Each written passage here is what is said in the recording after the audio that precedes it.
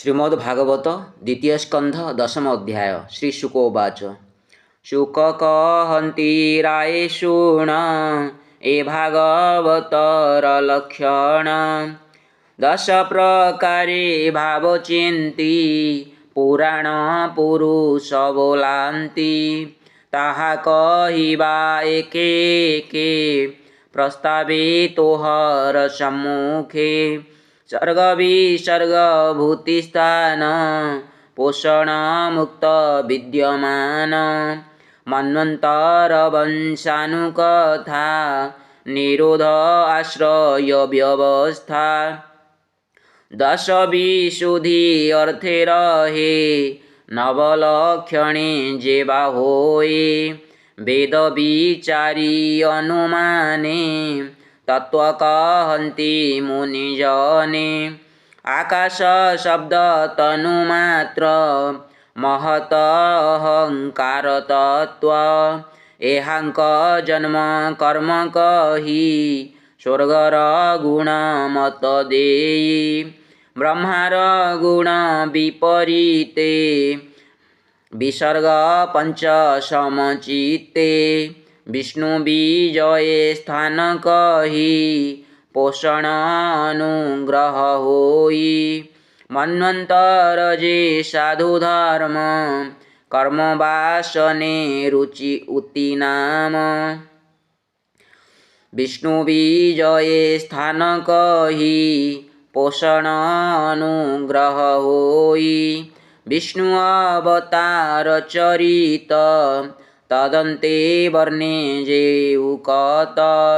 वंशानुकथा अनुवादे उत्तम पुरुषंक मध्ये संहरी आत्मा रसकति जले शयन जोगपति निरोध बोली तार नाम लीन स्वभावे पूर्ण काम मुक्ति लक्षण दिव्य स्थिति नाही न घटे पूर्ण गति प्रकार निरोध ए दुई आश्रम नाम ए बोलाई से परमात्मा नरहरि एबे अशेष घटे पुरी तार सकाशु जीवलोक तेणु बोलाई अधार्मिक से अधिदेवता बोलाई अधिभूतंक आत्मा से ही जेवेनी विच्छेद करई ताहाकु अधिभूत कही ए भावे एक एकतर कही न लखी परापर सर्व आश्रय तार नाम पुरुहूत पुरुष नाम से जेते बेले अंडभेदी बाहर होई गुणनिधि आत्मार स्थान चिंता करी स्वभावे जल रूप धरी पुरुष नाम न रहेला तहिरे नारी जे व्यापीला से जल मध्ये मायाधर बंदिली सहस्र वत्सर दृश्य दृश्य रे कारण तेणु ता नाम नारायण से द्रव्य गुण कर्म काल स्वभावे होई एक मेल जहानुग्रहे उपजंती जहानुग्रहे लीन जानती से जोग माया कल्पे उठी आणी कल्पई नाना सृष्टि सुवर्णमय ता शरीर भ्रमई त्रिधा अहंकार अधिदेवता आध्यात्मिक अधिभूतंक अधिरेक गुण पौरुष वीर्य बळे त्रिविध विधि वहेळे अन्ते शरीर शून्य भजे आकाश गुणमय सृजे स्वभावे शेषे श्रेय बळ तेजस्वी रूप अंतर्गळ ए चारी भाव प्राणी जात ଦଶ ପ୍ରାଣୀଙ୍କ ମୂଳନାଥ ଚଳନ୍ତି ଯାର ଅନୁପଥେ ଅଶେଷ ପ୍ରାଣୀ ଅନ୍ତର୍ଗତେ ରାଜାକୁ ଯେହ୍ନେ ଆଶ୍ରା କରି ସେବକ ପଥ ଅନୁସରି ମୂଳ କମଳୁ ସେହୁ ପଥେ ପ୍ରାଣୀକି ବ୍ରହ୍ମ ରନ୍ଧ୍ର ପଥେ ପ୍ରାଣୀଙ୍କ ଆତ ଜାତ ଶ୍ରମେ କ୍ଷୁଧା ଉପୂଜେ ତୃଷା ଭ୍ରମେ କ୍ଷୁଧା ତୃଷାର ମାର୍ଗମୁଖ ଏଣୁ ସର୍ଜିଲା ଅଗ୍ରେ ମୁଖ ମୁଖର ମୂଳେ ତାଳୁ ଜାତ ତା ସଙ୍ଗେ ରସନା ସଂଯୁକ୍ତ ତାର ସଂଯୋଗେ ନାନା ରସେ ଆସ୍ୱାଦେ ଆତ୍ମାର ବିଶେଷେ ଶବ୍ଦର ଅର୍ଥ ପୂର୍ଣ୍ଣ କରେ ଅଗ୍ନିରକ୍ଷଣ ବାଦ୍ୟ ଧରେ ଶୁଚି ସୁଗନ୍ଧ ଭୋଗ ଫଳେ ନିଶା ବିବରେ ବାୟୁ ବଳେ ଆଘ୍ରାଣ ଅର୍ଥେ ଉପୂଜିଲେ ତକ୍ଷଣେ ଗନ୍ଧ ବାହ ବୁଲେ ଆତ୍ମାର ଦେଖି ଅନ୍ଧକାର ବ୍ରହ୍ମା ସର୍ଜିଲେ ଅନ୍ଧକାର ଜ୍ୟୋତି ସର୍ଜିଲା ରକ୍ଷପଣେ ଦୃଷ୍ଟି ପ୍ରକାଶେ ଦଶ ଗୁଣେ ଦେବ ପୁରୁଷଙ୍କ ବଚନେ ବିଧାତା ଦେଇ ଅନୁମାନେ ଶୁଣିମା ଅର୍ଥେ ନାନା ଶୂନ୍ୟ ନିର୍ମଳେ ପ୍ରକାଶିଲା କର୍ଣ୍ଣ ଦିଗ ଦେବନ୍ତା କରକ୍ଷଣେ ପ୍ରକାଶ ଏବା ଦକ୍ଷିଣେ ନାନା ଶବଦ ନିଷ୍ଠା ଗୁଣେ ଯେ ଦ୍ୱାରେ ଜାଣିବ ତକ୍ଷଣେ ପୁଣି ବିଧାତା ବୁଦ୍ଧି ଯୋଗେ ଚର୍ମ ଆଚ୍ଛାଦି ସର୍ବ ଅଙ୍ଗେ ଶୀତ ତପତ ଯେତେ ଜାଣି ପବନ ଯୋଗେ ପରିମାଣି ସେ ଚର୍ମ ଇନ୍ଦ୍ରୀ ଗଣ ଭଜେ ଉପରେ ବହେ ରୋମରାଜେ ଅଶେଷ କର୍ମ କରିବାରେ ପ୍ରକାଶେ ହୃଦୟ ଉପରେ ବାମ ଦକ୍ଷିଣ ବେନିକର ଯହିଁ ରକ୍ଷକ ସୁନାଶିର ଜୀବନ ଗତାଗତ ଶୂନ୍ୟ ବିଧାତା ସଞ୍ଚିଲା ଚରଣ ଯେ ବାମ ଦକ୍ଷିଣ ପୟର ଯହିଁ ରକ୍ଷକ ଦାମୋଦର ସଂସାରେ ହବ୍ୟ କବ୍ୟ ବିଧି ଚରଣ ଯୁଗ ବଳେ ସାଧି ବସ୍ତୁ ଉପାର୍ଜନ କାରଣ ଗଗନେ ଏବେ ନିଚରଣ ବେନିଚରଣ ମୂଳ ଦେଶେ ଆନନ୍ଦ ଗଗନ ପ୍ରକାଶେ ଯେ ସ୍ଥିତି ଉତ୍ପତ୍ତି କାରଣେ ତା ପ୍ରଜାପତି ସୁରଗଣେ ଉଭୟ ଆନନ୍ଦର ଦ୍ୱାର ଅଜ୍ଞାନ ତୁଲେ ନାଶ କର ଅନ୍ନ ଭୋଜନ ରସ ମାର୍ଗେ ନାଡ଼ି ସର୍ଜିଲା କୁକ୍ଷି ଯୋଗେ ନଦୀଙ୍କ ପ୍ରାୟେ ବେନି ପାଶେ ପ୍ରାନ୍ତେ ସମୁଦ୍ର ରହେ ଗ୍ରାସେ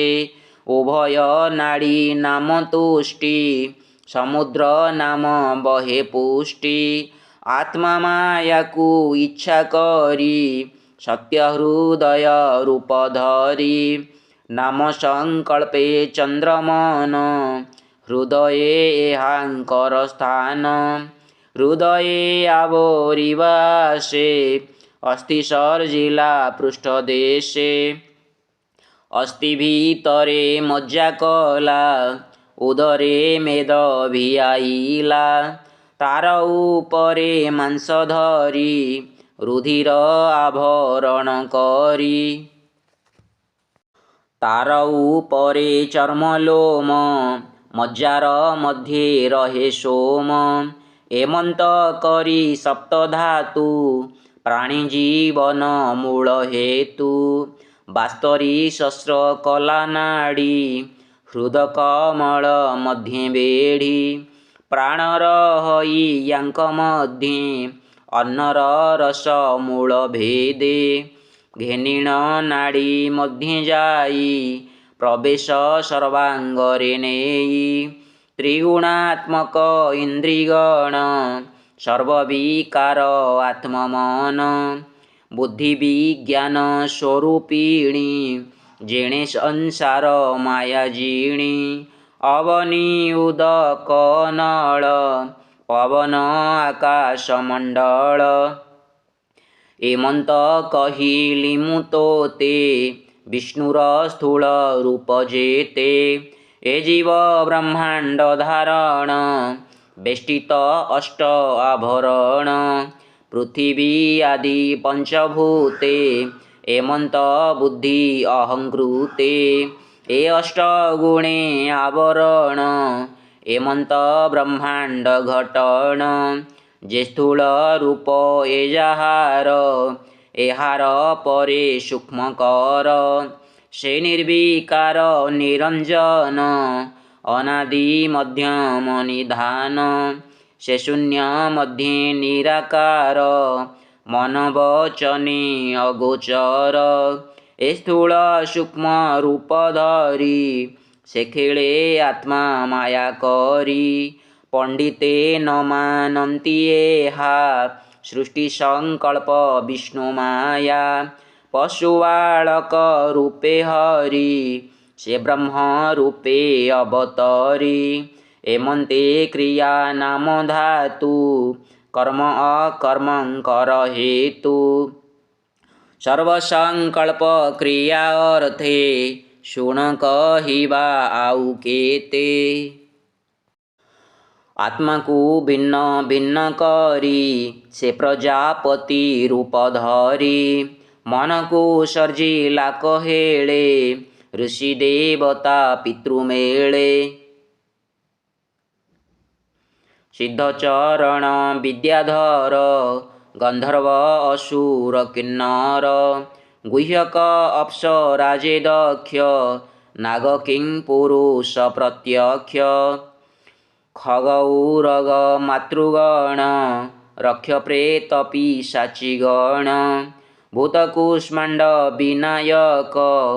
उन्माद बेताल निरेक ग्रह डाकिनी मृगखर वृक्ष पर्वत वन घोर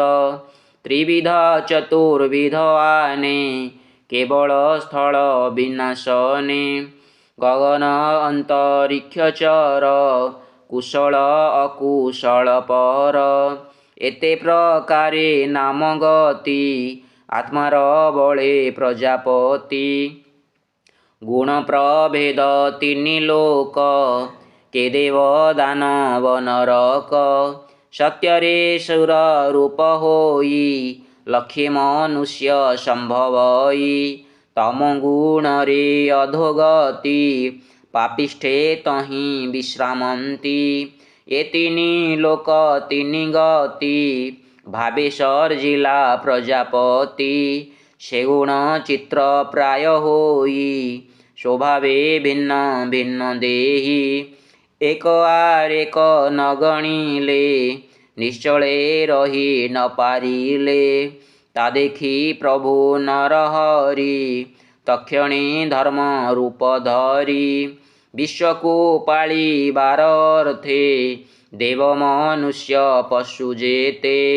ए तीनि भावे भगवान रक्षा पोषण करी स्थान सुख संभवे दिन हरे जे विधि संसार व्यवहारे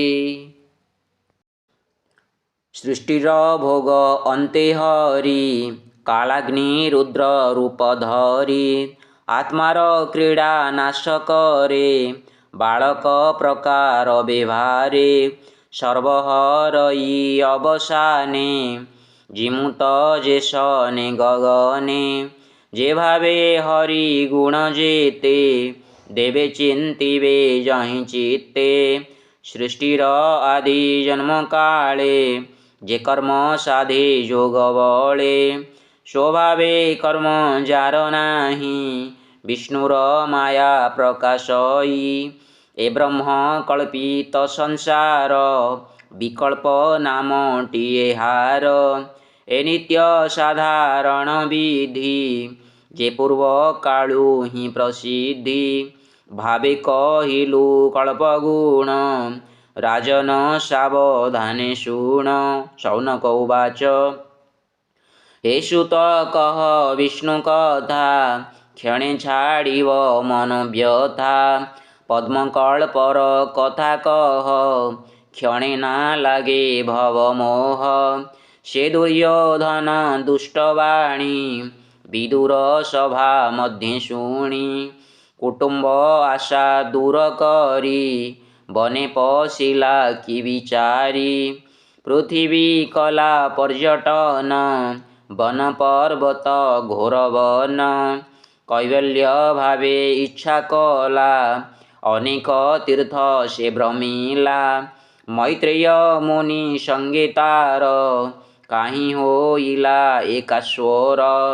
ब्रह्म संवाद बेनिजने करि बंचिले केउ स्थाने। विदुर पचारिले जेते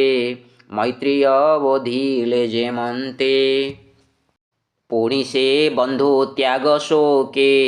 मिलिला हस्तिना कटके। परीक्ष वाक्य चित्ते घेनी ताहा कहिले सुकमुनि। से प्रश्न अनुसारे जेते शुण कहिबा भागवते। शुक शौनक संपादन शुणन्ते न लागई विघ्न। द्वितीय स्कंधे भागवत अमृत रसमय गीत। सुजन प्राणींकर हित कहिला दास जगन्नाथ। इति श्रीमद्भागवते महापुराणे पारमहंस्यां संहितायां वैयासिक्यां द्वितीयस्कन्धे दशलक्षणकथने नाम दशमोऽध्यायः।